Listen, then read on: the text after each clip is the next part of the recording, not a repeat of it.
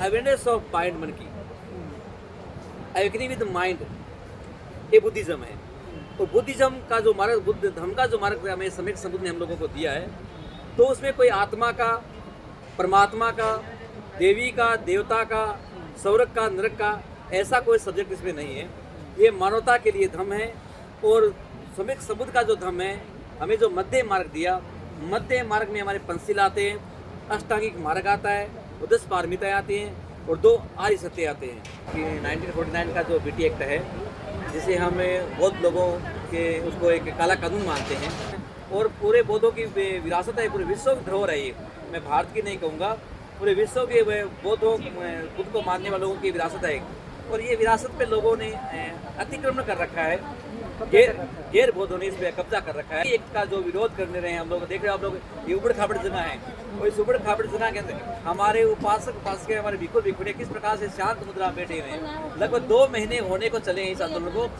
हिंदू के मंदिर में तो पुजारी होते हुआ करते हैं, मुस्लिम के जो मसीह उसमें उसका जो मानने वाला होता है मौलवी होता है, और क्रिश्चियन में पादरी होते हैं, और ये गुरुद्वारा में उनके जो सिख धर्म को मानने वाले लोग होते हैं। तो उसी प्रकार से बौद्ध धर्म के अंदर अन्य गैर बौद्धिस्टों का क्या काम है। 12 फरवरी से लोग जो है बौद्ध भिक्षु और भिक्षुआएँ यहाँ पे बैठी हुई हैं।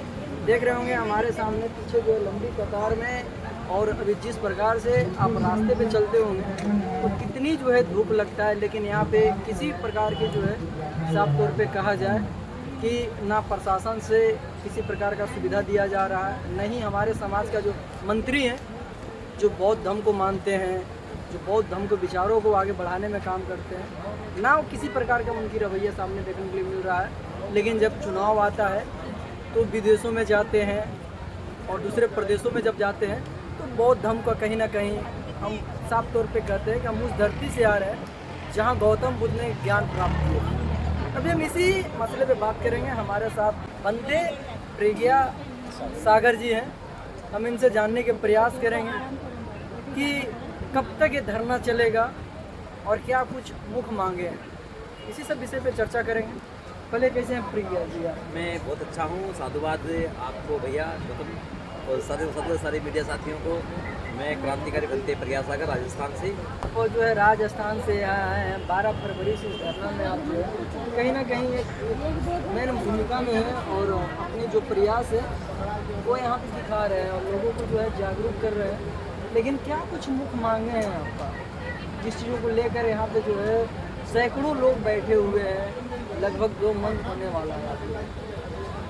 मुख्य मांग हमारी 1949 का जो बीटी एक्ट है, जिसे हम बौद्ध लोगों के उसको एक काला कानून मानते हैं, क्योंकि भारतीय संविधान से जो पहले के जो सारे कानून थे वो सारे रद्द करने के लिए बाबा साहब ने हमारे संविधान में लिखा ऐसा कि आज से पहले के जो तमाम जो काले कानून थे या भारत में जो कानून लागू थी व्यवस्था थी, भले वो व्यवस्था मनुष्य समृद्धि की व्यवस्था हो, भारत के अंदर किसी प्रकार के जो कानून थे वो आज से रद्द किए जाते हैं। और आज से भारत के जो नया भारत का आज़ादी का जो भारत है उसका जो नया कानून बना है, भारतीय संविधान के अनुसार आज सारे कानून भारत लोगों पे लागू होते हैं। तो हम भारत के नागरिक हैं, भारत के वासी हैं, भारत के मूल निवासी हैं। और यहाँ बोध गया के अंदर जो हमारा एक ही टेम्पल है जो बौद्धों का, जहाँ सम्यक संबुद्ध ने संबोधि प्राप्त की, इस धरती को हम लोग नमन करते हैं।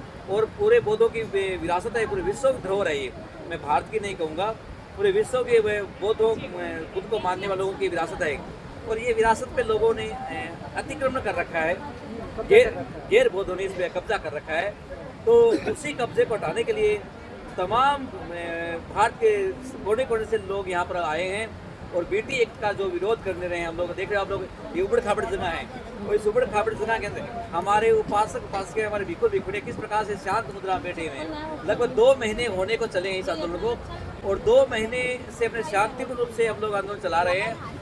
और हमने सारा जो यहाँ के जो शासन प्रशासन है, तमाम शासन प्रशासन को हम लोगों ने ज्ञापन दिया है, और प्रशासन को हमने अवगत करवा दिया है इस बात को लेकर के कि भाई ये बौद्धों का अधिकार है, इस पे आप नाजायज रूप से अपना अधिकार मत जमाओ। क्योंकि एक हमारा वो आता है ना, अक्सर हम बोलते हैं ऐसे कि हिंदू के मंदिर में तो पुजारी होते हुआ करते हैं, मुस्लिम के जो मसीह उसमें उसका जो मानने वाला होता है मौलवी होता है, और क्रिश्चियन में पादरी होते हैं, और ये गुरुद्वारे में उनके जो सिख धर्म को मानने वाले लोग होते हैं। तो उसी प्रकार से बौद्ध धर्म के अंदर अन्य गैर बौद्धिस्टों का क्या काम है। तो ये बात हुई ना कि मेरे अंगने में तुम्हारा क्या काम है। तो वही कहावत या वही सॉन्ग यहाँ पर इन लोगों पर लागू होता है। तो इसके महाबोधि विहार के 9 मेंबर चुने गए हैं इस समय। और जब ये 1949 का जब ये रूल एक्ट लागू हुआ, तो उसके जो कमेटी बनी थी, उसमें 4 बुद्धिस्ट लोगों को शामिल किया गया, और 4 लोग हैं वो गैर बुद्धिस्ट हैं, जिसको आप हिंदू कह सकते हो, ब्राह्मण पंडित पुजारियों को, और दूसरे एक है वो यहाँ का डीएम होगा। इसलिए जब यहाँ शासन प्रशासन में अब बौद्धों की संख्या तो बहुत कम है यहाँ पर भारत के अंदर, अन्य जो धर्मों की है, जो गैर बौद्धों की संख्या ज़्यादा है, वो लोग बहुमत में हैं। तो इन 9 लोगों में जो 5 लोग अक्सर वो बहुमत में रहते हैं, क्यों डीएम है, अधिकांश डीएम भी तो गैर बुद्धिस्ट होता है, तो उनकी संख्या 5 हो जाती है। 5 संख्या उनका बहुत अधिक होता है। तो हमारे बौद्धों की जो मांग होती है तो उसमें सुनवाई नहीं हो पाती है। जबकि भारत का प्राइम मिनिस्टर जब इसी भारत से जब बाहर जाता है, तो वो अपना परिचय जब देता है, तो किसी नए तो राम के नाम से देता, न कृष्ण के नाम से, न किसी देवी देवता या भगवान के नाम से अपना परिचय नहीं देता है। वो अपना जो परिचय देता है, वो कहता है कि मैं भारत की उस भूमि से आया हूँ जहाँ पर भारत ने विश्व को बुद्ध दिया है। तो मैं बुद्ध की धरती से आया हूँ। और बुद्ध का नाम लेते ही हमारे प्राइम मिनिस्टर का जो मान सम्मान है वो कई गुना ज़रा बढ़ जाता है। और जब वही प्रधानमंत्री जब भारत में आता है, तो जब भारत के बुद्धिस्टों पे जो अन्याय होता है, अत्याचार होता है, तो उनमें उनका कोई ध्यान नहीं है। तो ये दोगले प्रकार की नीति यहाँ के शासन प्रशासन यहाँ की सरकार अपनाती है। ये सोचकर बड़ा दुख होता है, बड़ी पीड़ा हम लोगों को होती है। एक तरफ तो आप दिखावा करते हो, और जब रियल में यहाँ बौद्धों के अधिकारों की बात करते हो, तो बौद्धों की तमाम संपत्तियों पे अपना अधिकार जताते हो। तो ये दोगलापन कितने समय तक चलेगा आप लोगों का? यहाँ का जो क्षेत्रीय मंत्री है, साफ तौर पर कहा जाए कि जीतनराम मांझी जी केंद्र में मंत्री है, कि SC/ST समुदाय से आते हैं, लेकिन क्या आप लोगों से मिलने आए हैं? देखिए, शायद मुझे लगता है अभी तक वो नहीं पहुँच पाए हैं। अरे तमाम यहाँ के विधायकों ने अपनी विधानसभा में प्रश्न उठाए हैं, लोकसभा में जो मेंबर ऑफ पार्लियामेंट है उन्होंने भी आवाज़ उठाई है BTEC को लेकर के, और शायद मंत्री जी नहीं आ पाए हैं। तो हम तो उन्हें आभार करते हैं कि ये धर्म आप ही का है, आपके बुजुर्गों का है, आपके दादा परदादाओं का ही है ये। और कहीं न कहीं आप इसे सपोर्ट कीजिए। आज आप शासन प्रशासन में हो, आज सरकार में हो आप, और बहुत है कि राजकाज बदलते रहते हैं। कभी किसी की सरकार बनी, कभी किसी की सरकार बनी, तो राजकाज जीवन में बदलते रहते हैं। तो अब जो समय में उनकी सत्ता उनके हाथ में है, सत्ता में तो उनको भी अपनी मजबूती से इस आवाज़ को उठाना चाहिए, और अपने महापुरुष का जो मिशन है उस मिशन के को बहाल करने में, और BTEC 1949 को एक्ट रद्द करवाने में इस समाज की सेवा करे, समाज का समर्थन करे, तो उनके लिए भी हितकारी है और समाज के लिए भी हितकारी है। ये गौतम बुद्ध का कहीं ना कहीं जो धरोहर है उसे मिटाने में बहुत सारे जो है लोग लगे हुए हैं। तो आप लोग कैसे इसको बचा पाइएगा? क्या धरना से हो जाएगा? आप लोगों एक लंबी समय से धरना दे रहे हैं, लेकिन सरकार तक आपकी आवाज़ पहुंच नहीं पा रही है। ये सरकार तक पहुंच भी रही है वो सदन के माध्यम से, चाहे विधानसभा से के माध्यम से, लेकिन फिर भी कहीं ना कहीं खामोश दिख रही है। बिहार में चुनाव भी है, तो इस पर क्या आपकी प्रतिक्रिया है? देखिए, आप सच कहते हो कि कहीं न कहीं बौद्धों की विरासत को दबाने का कार्य किया पूरे भारत में रहा है, क्योंकि उसी समय से जब भारत के अंदर सम्यक समृद्धि प्राप्त की थी, उस समय लोगों ने उनका विरोध किया। बहुत से लोगों ने उनका विरोध भी किया था उन लोगों का उस समय भी। और जब बुद्ध यहाँ से चले गए, बुद्ध है क्या? बुद्ध अवेयरनेस ऑफ माइंड, मन की अवेकनिंग विद माइंड, ये बुद्धिज्म है। और बुद्धिज्म का जो मार्ग, बुद्ध धर्म का जो मार्ग हमें सम्यक संबुद्ध ने हम लोगों को दिया है, तो उसमें कोई आत्मा का, परमात्मा का, देवी का, देवता का, स्वर्ग का, नरक का ऐसा कोई सब्जेक्ट इसमें नहीं है। ये मानवता के लिए धर्म है। और सम्यक संबुद्ध का जो धर्म है, हमें जो मध्य मार्ग दिया, मध्य मार्ग में हमारे पंचशील आते हैं, अष्टांगिक मार्ग आता है, और 10 पारमिताएं आती हैं, और 2 आर्य सत्य आते हैं। तो ये छोटा सा हमारा जो ये रूल नियम है, जो हमारा रूल एंड रेगुलेशन है बुद्धिज्म के, धर्म के आचरण के, ये है क्या वास्तव में?